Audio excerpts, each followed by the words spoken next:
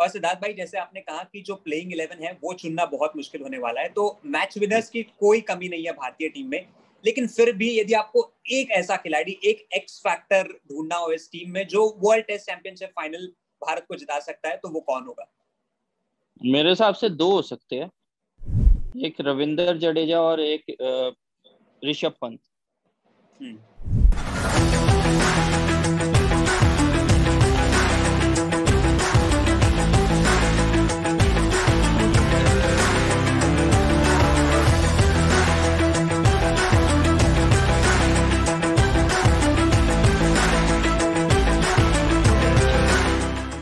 Hello and welcome. You're watching Say Yes to Sports on Sports O'Clock, brought to you by Crackbus. Today we have with us Indian cricketer and star fast bowler of Sunrisers Hyderabad, Siddharth Kaul. Siddharth भाई, स्वागत है आपका। Thank you so much for the introduction भाई। Cricket पे आज आपके साथ बहुत सारी चर्चा हम लोग करने वाले हैं, तो सबसे पहले मैं आना चाहता हूँ आईपीएल पर, और क्योंकि हाल ही में एक अच्छी खबर भी आई है कि जो सेकंड हाफ है आईपीएल 2021 का वो यूएई में खेला जाएगा सितंबर-अक्टूबर में, तो थोड़ी सी आपके टीम के बारे में चर्चा कर लेते हैं। सनराइजर्स हैदराबाद 2016 से लगातार हर सीजन प्लेऑफ्स तक का रास्ता तय किया है आपकी टीम ने, लेकिन इस साल जो फर्स्ट हाफ था उसमें कहीं ना कहीं जो प्रदर्शन था वो काफी निराशाजनक रहा है। इस वक्त यदि हम पॉइंट्स टेबल की ओर देखते हैं तो आपकी टीम सबसे नीचे मौजूद है, तो कहीं ना कहीं आपके हिसाब से क्या गलतियां, क्या खामियां रही है इस बार एसआरएच में, और क्या सनराइजर्स एक करेक्ट टीम कॉम्बिनेशन हम जिसे कहते हैं वो ढूंढने में अभी तक असफल रही है? मेरे हिसाब से कोई कमियां नहीं रही। मेरे हिसाब से ये होता है कि कहीं की बारी वो चीज क्लिक हो जाती है, कहीं की बारी नहीं क्लिक होती, और अनफॉर्चुनेटली फर्स्ट हाफ में हमारी इतनी चीजें क्लिक नहीं हो पाई। हमने टीम कॉम्बिनेशन भी चेंज करे और खेले भी है, तो ऐसा नहीं है कि हमारी टीम अच्छी नहीं खेली। जितने भी मैचेस गए हैं वो क्लोजली हारे हैं या फिर लास्ट ओवर में जाके हारे हैं। अगर बॉलिंग में एंड में डिफेंड कर रहे हैं तो लास्ट ओवर में जाके हारे हैं, अगर हम बैटिंग कर रहे हैं तो एंड में 10 रन से या फिर कोई 1 रन से या 5 रन से हम हारे। कोई ऐसी नहीं बड़ी हार हो कि जिससे कि हमें बहुत ज्यादा सोचना पड़े कि यार हो क्या रहा है। मे बी समटाइम्स ये होता है कि आपकी वो कॉम्बिनेशन क्लिक नहीं होते सही टाइम पे, कहीं की बारी वो क्लिक हो जाते हैं। जब वो क्लिक हो जाते हैं तो आपकी कमियां नहीं दिखती। चलो अच्छी बात है कि हमें ब्रेक मिला है, तो हम रीगेन कर सकते हैं, अपने आप को रीबूस्ट कर सकते हैं और फिर दोबारा टूर्नामेंट में अच्छा परफॉर्म करते हैं। बिल्कुल बिल्कुल सिद्धार्थ भाई, लेकिन और एक चीज हुई इस साल सनराइजर्स के साथ और काफी सरप्राइजिंग ये मूव था। टूर्नामेंट के बीच में डेविड वार्नर जो इतने सफल कप्तान रहे हैं सनराइजर्स के लिए कई सालों से, उनसे कप्तानी छीनकर केन विलियमसन को कप्तानी सौंपी गई। मैं आपसे ये जानना चाहता हूँ कि जिस वक्त ये बात डेविड वार्नर को पता चली, उनका रिएक्शन क्या कुछ था, और क्या उसके बाद उन्होंने पूरी टीम को इकट्ठा बुलाकर कुछ पेप टॉक दिया, या इस पूरी सिचुएशन को किस तरीके से हैंडल किया गया? बेसिकली हमें इतना ज्यादा इन्फॉर्मेशन नहीं थी और किसी को पेप टॉक नहीं दिया। एक नॉर्मल जो आपने देखा होगा मीडिया रिलीज करा हमारी टीम ने, और उस पे हमें पता चला कि हमारा कैप्टन चेंज हो गया है। तो मे बी डिस्कशंस हुई होगी आपस में कोचेस की और जो टीम मैनेजमेंट है उनकी, और डेविड वार्नर की और केन विलियमसन की। पूरी टीम को तभी पता चलता है जब वो डिसीजन आज रिलीज हो जाता है, उसके बाद ही बताते हैं, ना कि पहले ही बता देते हैं। तो क्योंकि पहले बताने से बहुत चीजें चेंज हो सकती है, बहुत चीजें डाउटफुल में आ जाती है, अनईजी हो जाती है प्लेयर्स टू प्लेयर। पर मेरे हिसाब से उन्होंने राइट चीज करी, जो उनको ठीक लगा उन्होंने करा, जो डेविड को ठीक लगा डेविड ने एक्सेप्ट करा। तो मेरे हिसाब से इसमें कोई किसी चीज में किसी ने कहा नहीं। डेविड ने, आपने देखा होगा अगले मैच में उसने पानी पिलाया एज अ प्लेयर, सबको अच्छी तरह दिया, बैट्स दिए, ग्लव्स दिए, तो हेल्पफुल रहा। हमारे साथ भी उसका, जैसे वो कैप्टन था तब भी ऐसे ही था, जब कैप्टन नहीं रहा तब भी ऐसे ही है। तो मेरे हिसाब से एज अ प्लेयर ही वो चेंज नहीं हुआ था, एज अ इंसान भी नहीं चेंज हुआ था, एज अ प्लेयर भी नहीं चेंज हुआ वो। तो मेरे हिसाब से डेविड सेम में था, और मेरे साथ तो भी ऐसा ही था, जैसे हंसता खेलता पहले था वैसे ही अभी था आफ्टर कैप्टेंसी, और not with captaincy as well. तो मेरे हिसाब से ऐसा कुछ चेंज नहीं आया था, क्योंकि वो इतने बड़े प्लेयर्स हो चुके हैं, डेविड वार्नर और केन विलियमसन, उनको ये चीजों से मेरे ख्याल से कोई प्रॉब्लम नहीं होती। कोई भी कप्तानी करे उनको ये एंड ऑफ द डे जो डेविड वार्नर को भी लगता है और केन को भी लगता है और जो भी कप्तान बनता है टीम का, उसको बस यही रहता है कि यार टीम जीते। कैप्टनशिप या उस चीज से नहीं इतनी बड़ी चीज होती। तो मेरे हिसाब से दोनों तभी लेजेंड्स कहलाते हैं टीम के, तो दैट्स व्हाई दे आर। बिल्कुल बिल्कुल सही बात कही सिद्धार्थ भाई आपने, and that is what makes a great sportsman according to मी।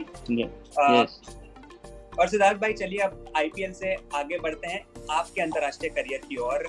2018 में आपने भारत के लिए पहली बार ब्लू जर्सी पहनी, लेकिन उसके बाद जो सिलसिला था टीम से अंदर बाहर रहने का वो कहीं ना कहीं शुरू हो गया। कई दफा आप टीम में आए फिर बाहर गए।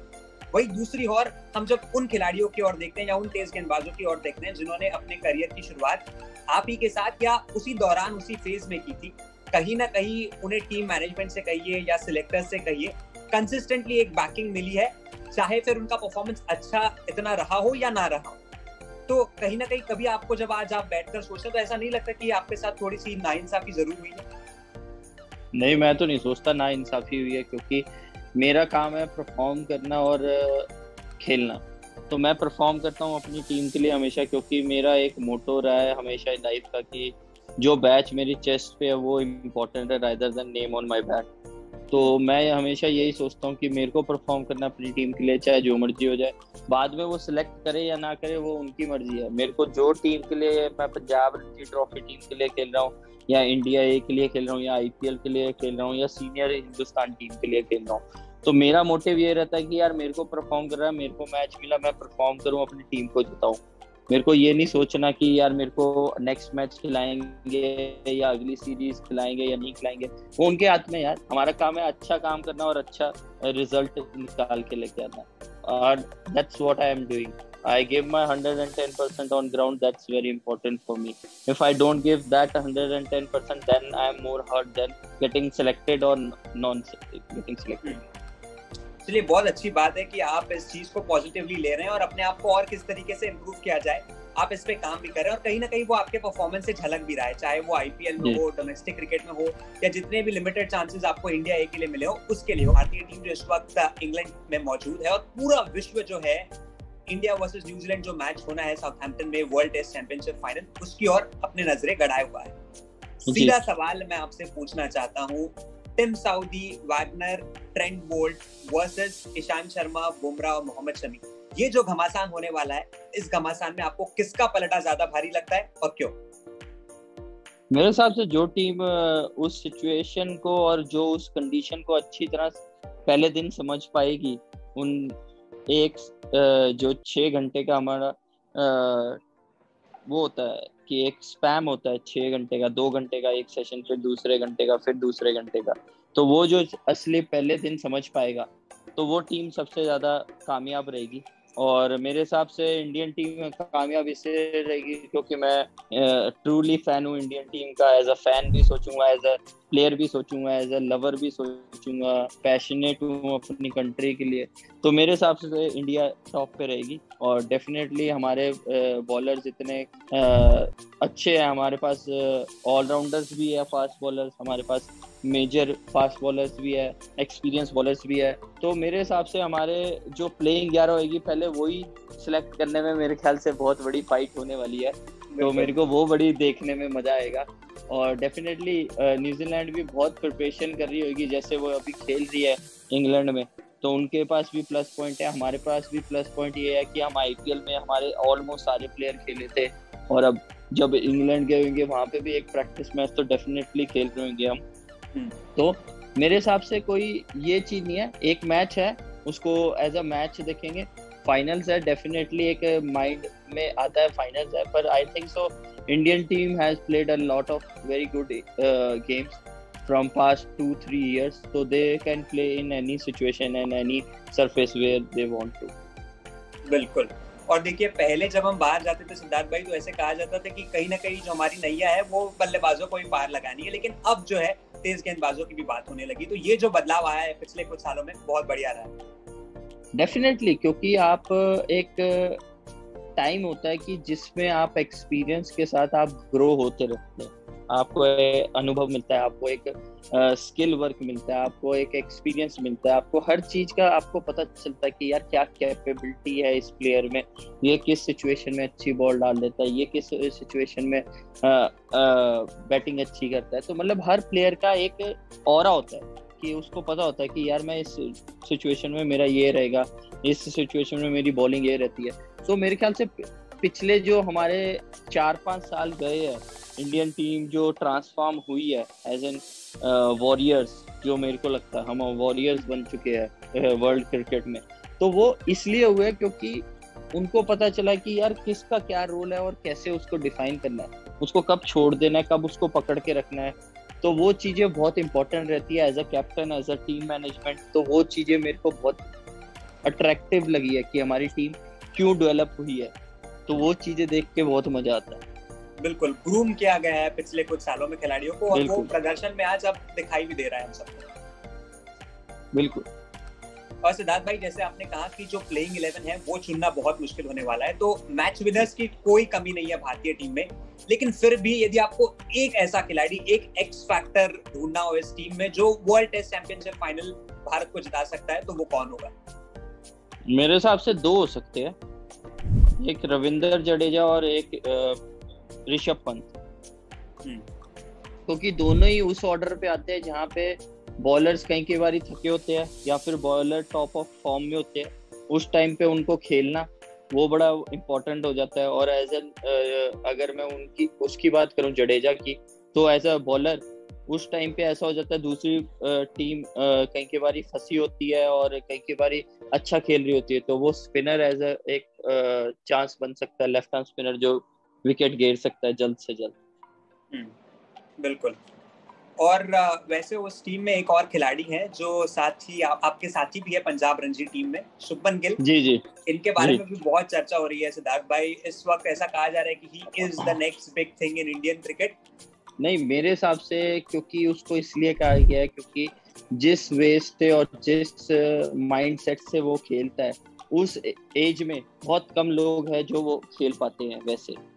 तो मेरे हिसाब से उसका जो टेम्परामेंट है और जो उसकी थिंकिंग है क्रिकेट के लिए और जो उसका हंगरनेस है क्रिकेट के लिए परफॉर्म करना, इंडियन क्रिकेट के लिए या हर चीज में, जो भी आईपीएल के लिए खेलता है या इंडिया ए खेलता है या पंजाब के लिए खेलता है, hunger to win, hunger to perform, hunger to win matches for the team, he is that kind of person. तो मेरे हिसाब से उसका जो वर्थ एथिक, उसकी जो पैशन है, जो उसका जो रूटीन्स है, वो बहुत टॉप क्लास है। तो इसलिए वो आउटस्टैंडिंग है और लोग उसके बारे में इसलिए बात करते हैं। लेकिन कहीं ना कहीं लगातार उन्हें विराट कोहली के साथ कंपेयर किया जा रहा है, तो जब इतनी छोटी उम्र में इतने बड़े खिलाड़ी से आपका कंपैरिजन हो जाता है, तो डू यू थिंक कि कहीं ना कहीं उनके गेम पे इसका इफेक्ट हो सकता है? मेरे हिसाब से विराट ने एक बार बहुत अच्छी पॉइंट बोला था कि जब विराट खेल रहा था तो लोग कहते थे कि सचिन सर से कंपेयर हो रहा है उसका। तो विराट ने एक चीज कही थी कि वो हमारे गॉड है, तो अगर गॉड के मैं थोड़ी परछाई भी बन जाऊं तो वो भी मेरे लिए बहुत बड़ी बात है।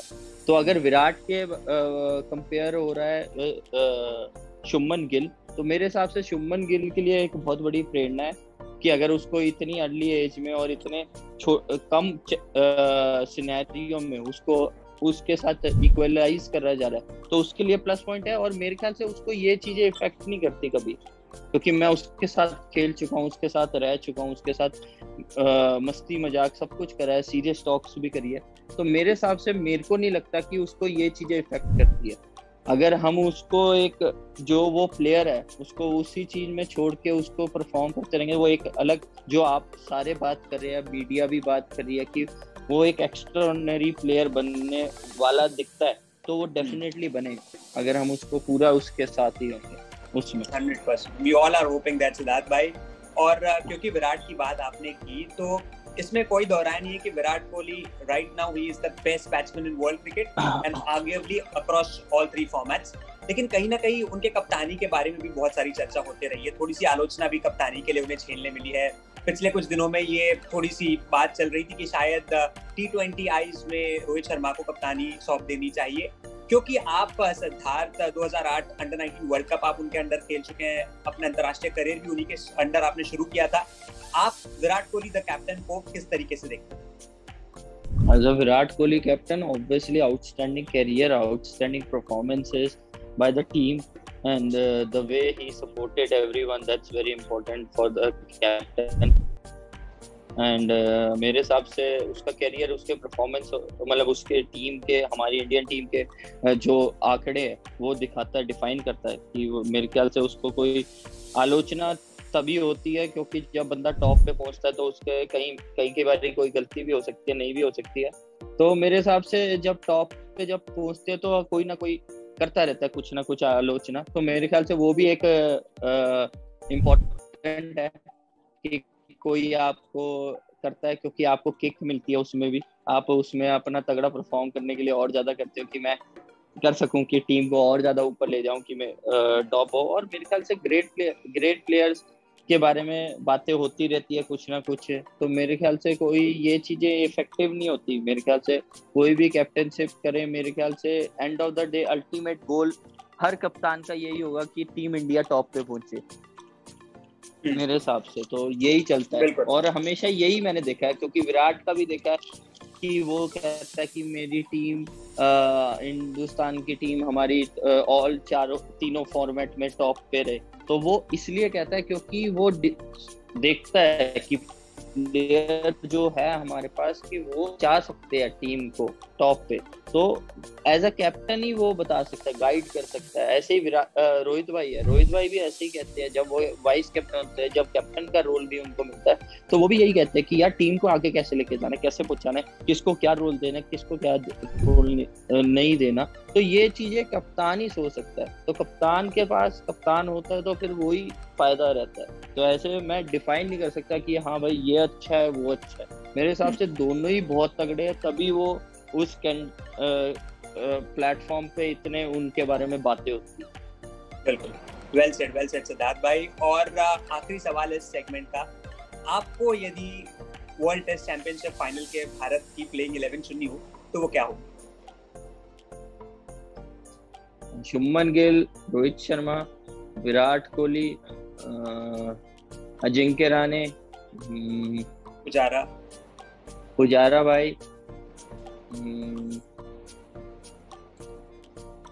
जडेजा बिल्कुल, ऋषभ पंत, अश्विन, फास्ट बॉलर में ईशांत शर्मा, बुमराह, शमी भाई, और मतलब 3 स्लैश हो सकते हैं, शमी भाई, शार्दुल और सिराज, तीनों में से एक मेरे साथ। आपकी पसंद कौन होगा? सर ये डाउट है मेरे को इन तीनों में कि डिमांड ऑफ पिच के मेरे हिसाब से इन तीनों में से एक खेलना चाहिए। If you required a allrounder then go with Shardul Thakur. If you required pure fast bowler, it depend कि विकेट कैसा है, कि हरा है या फ्लैट है, तो कौन ज्यादा यूजफुल रहेगा। अगर थोड़ा सा फ्लैट या फिर थोड़ा सा लग रहा है आपको कि वैसा विकेट है तो शमी भाई, थोड़ा सा ग्रीन या कुछ है तो फिर मेरे हिसाब से सिराज भी खिला सकते हैं। मतलब आप फिर भी दोनों ऑलराउंडर्स को आप खिलाएंगे, जडेजा और अश्विन, यानी कि 3 तेज गेंदबाज खेलेंगे, 4 नहीं? हाँ, 3 गेंदबाज अच्छे रहेंगे मेरे ख्याल से, क्योंकि